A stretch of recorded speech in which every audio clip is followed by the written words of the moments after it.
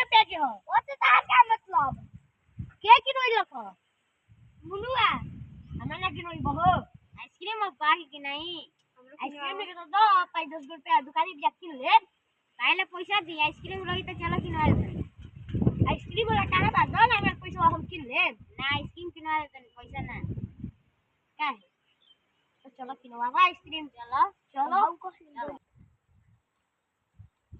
सुननी है कि बड़ी आइसक्रीम किनवाता है लइकन हमरा किनवाओ कहां से किनवाई सब कोई के जिम्मा का ले लेवानी हम किनवाई तो सब हनी है किनवाओ तड़े बड़ी ये भी बढ़िया रे हां हैं टाइम के बिक दे महाराज बिक तो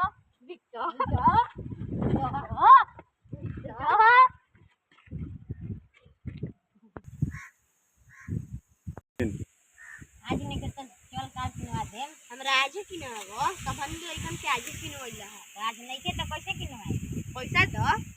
पैसा ना आइसक्रीम किनवा दे अच्छा चलो दुकान में बिस्कुट किनवाओ